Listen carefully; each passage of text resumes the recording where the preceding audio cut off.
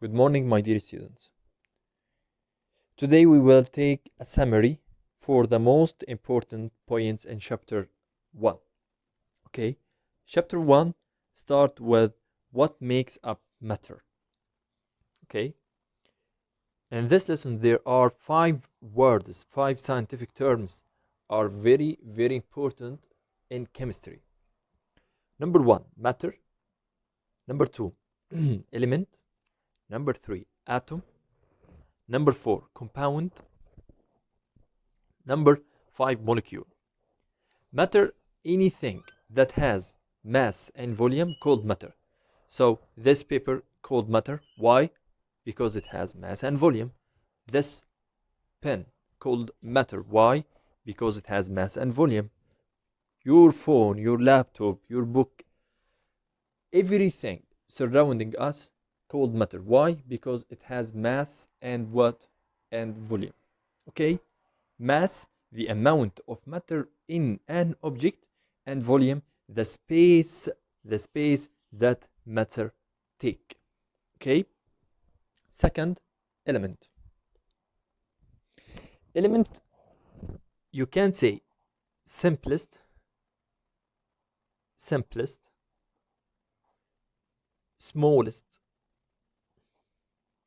or pure form of what? Of matter. So simplest form of the matter, smallest form of the matter, or pure form of the matter that cannot be decomposed to two substances or more. What does it mean? Look at this compound. This compound, NaCl. It's called sodium chloride, okay? And the common name, table salt, that your mom put in the food, okay?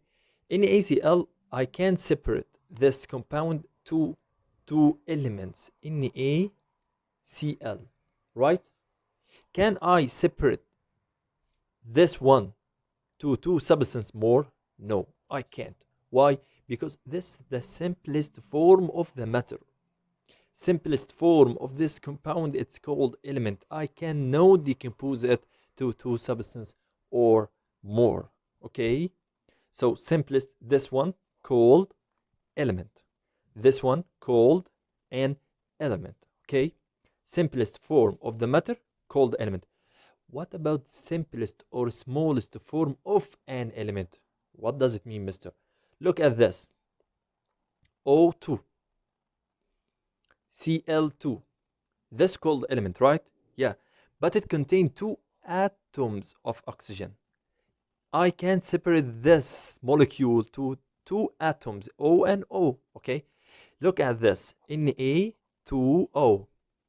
Sodium oxide. Okay? Sodium what? Oxide. I can separate this compound to Na2 and O. Am I right? Yes? Okay?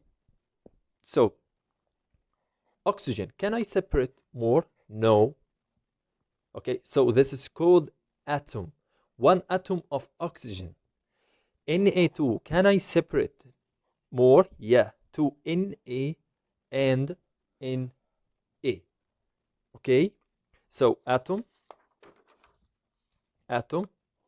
simplest form of an element, simplest form of matter. Okay, what about compound? Compound made up of more than one element. More than one element. So 2 elements or more, 3 elements, 4 elements, 5, 6, more than 2 elements, it's called compound. Okay? So what about molecule? Molecule, it's the simplest form of compound. Simplest form of compound. Okay? And contain more than one atom. Compound, molecule, smallest form of compound, and molecule is bigger than the atom because it contains more than one atom. Okay, so there is a big difference between molecule and atom. Smallest smallest thing, smallest part of the matter is atom. Okay, smallest thing of compound is molecule. Okay, now atom, smallest part of an element, molecule, smallest part of a compound. Okay, elements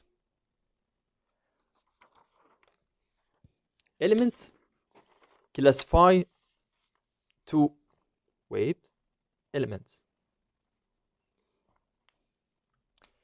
elements classified to 4 groups according to 2 things.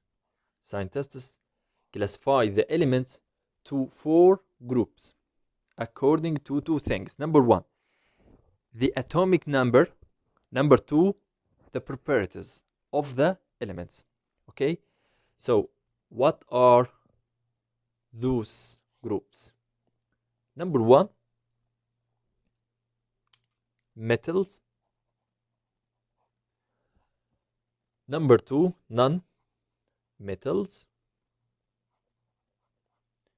Number 3, semi-metals or metalloids. Okay, semi, and I will tell you about the reason for its name, semi-metals. And noble gas. Okay, noble gas. So metals, non-metals, semi-metals, noble gas. What the difference between them? This may be the most important thing in this lesson. Okay, how can I classify the elements? Elements, as you know, classified to 4 groups. To what?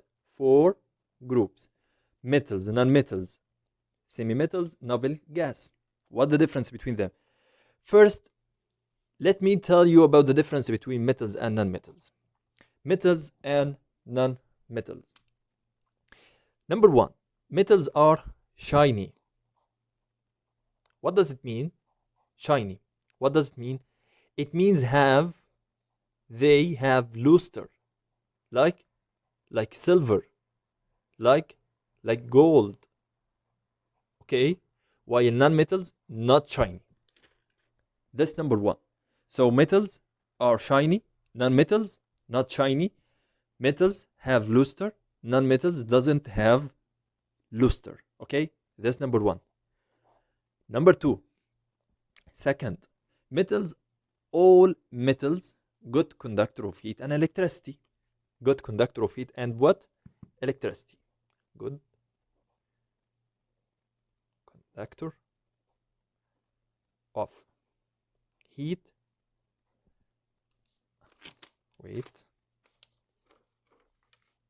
and electricity.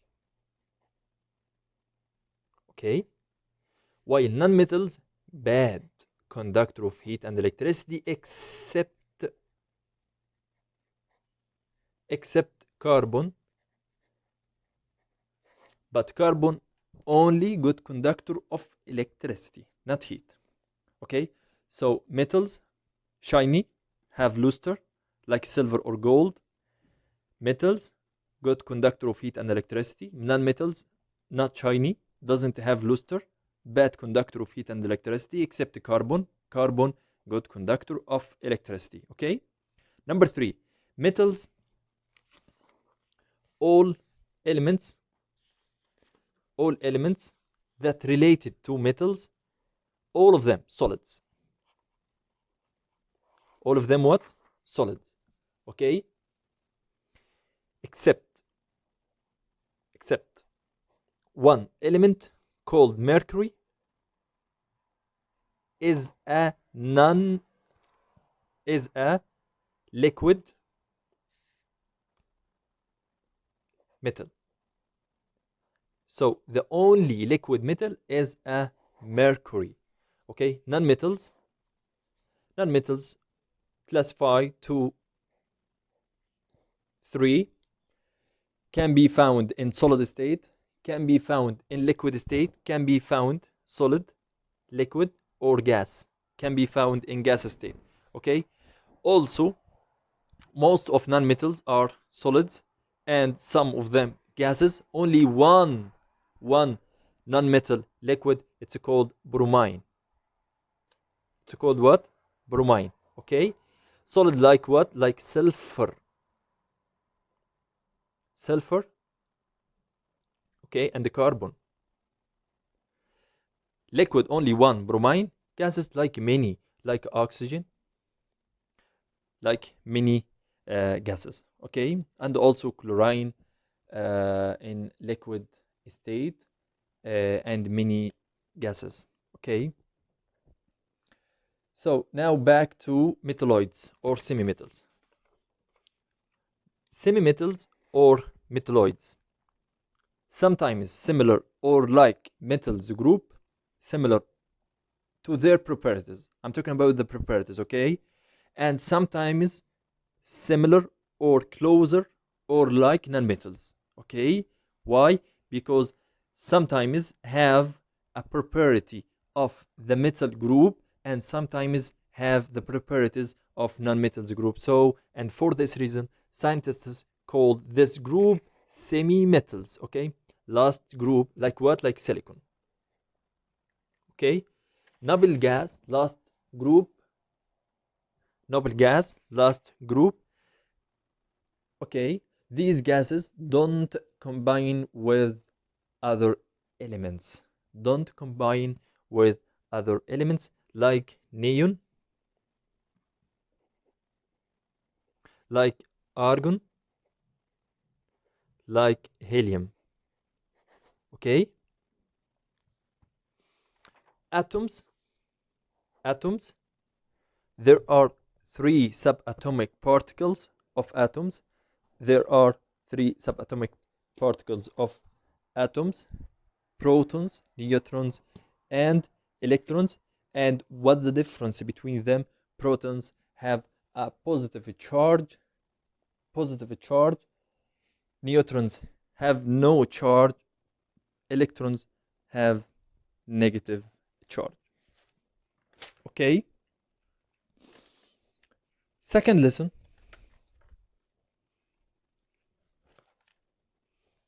how can matter be described? Second lesson, talk about how can matter be described. Matter can be described by 5 factors. First one, color. What? Color. How? Many solids and the liquids have color, okay? Some gases also have color. Color is a physical property of matter. Every solid, liquid, and gas has its own set of physical properties. Physical properties of a material can be observed, described, and measured without changing the material. Some properties can be measured with tools such as rulers, thermometers, balances. Color is very useful. Why? Because you can determine the color of a piece of matter just by looking. So color is very useful because you can determine it without using tools. It's easy to classify two materials by the color, okay? But not all substance, okay? Like what? Like if you have two pieces, one of them silver, one of them yellow. I'm talking about the color silver, not element, okay? It's easy to say silver, it made up of silver,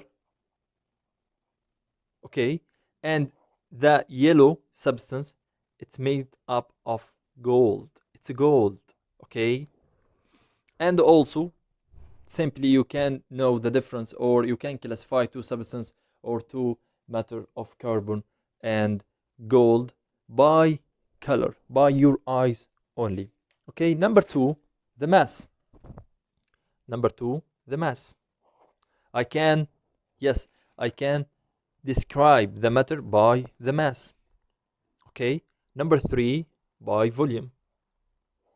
I told you before, the mass is the amount of matter in an object, and I can measure the mass by using what? Yeah, by using balance. And balance, yes, divided to two parts, sensitive balance and common balance, and the difference between them, sensitive balance for measuring small masses and common balance for measuring big masses. Okay, the volume, as I told you at the beginning of the video, yeah, the amount of space that object or matter take up, it's called volume. How can I measure it? Who can tell me? Yes, I can measure it by using a cylinder. Okay, next, temperature. Next, temperature. And last one, texture. Okay, so how can matter be described by 5 factors? Color, number 1, mass, number 2, volume, number 3, temperature, number 4, and texture, number 5. Okay, next, lesson 3. What are solids, liquids, and gases? Solids, liquids, and gases. First states of the matter. Okay, solid, liquid, and gas. Here, 2 parts. First part, what the difference between them? How can I say this matter is solid, or this matter is liquid, or this matter is gas? How can I know the difference between them? Number 1, solid is a substance. Quickly, solids, liquids, gas. Solids, liquid, and gases. Okay, what the difference between them? Solids have a definite shape and volume. What the meaning of definite? Something doesn't change, something constant. Okay, so definite shape and volume, solids. Okay, gas, gas has indefinite, and indefinite, it's opposite word for definite, indefinite shape and volume. Okay, indefinite, yeah, it's changeable. Okay, what about liquids? Liquids have definite volume and indefinite shape. So liquids have definite volume and, yes, indefinite shape. Okay, and indefinite shape. Why it has indefinite shape? Because it takes, it takes the shape of its container, of its container. Okay, so how can I change, how can I convert, wait a minute, second part in this lesson, how can I change from matter to another? Look at this shape. Solids, liquids, gases. Solids, liquids, gases. From solid to liquid, from liquid to gas, from gas to liquid, from liquid to solid. Okay, are you focusing? This last thing, solids and liquids. From solid to liquid, it's called melting. It's called what? Melting. So the process here, it's called melting. Okay, by heating. Okay, from liquids to gases, it's called evaporation. Evaporation. And this also, this process or this operation, it's called evaporation. Melting and evaporation by heating. By heating. okay, by heating. So solids, the change of the matter from solid to liquid by heating, it's called melting. The change of the matter from liquid to gas by heating, it's called evaporation. What is the opposite process of evaporation? It's called condensation. This process is called condensation, change of the matter from gas to liquid by cooling, not heating, by cooling. Wait, look, by cooling. Okay, and last operation, last process from liquid to solid, it's called freezing. It's called what? Freezing. This process called freezing, change of the matter from liquid to solid by cooling, it's called freezing. Okay, last thing, how can I separate the mixture?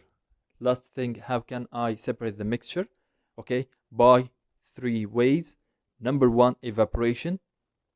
How can I separate a mixture of table salt after dissolving salt in the water? How can I separate the salt from the water again? By using the evaporation way. How?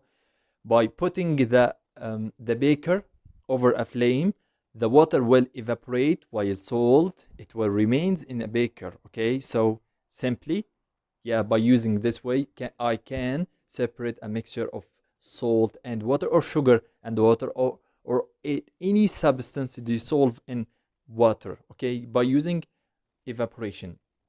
Okay, second way, by using a magnet, can I separate a mixture of sand and iron nails? Yeah, by using a magnet. Why? Because the iron nails will attract to the magnet while sand not.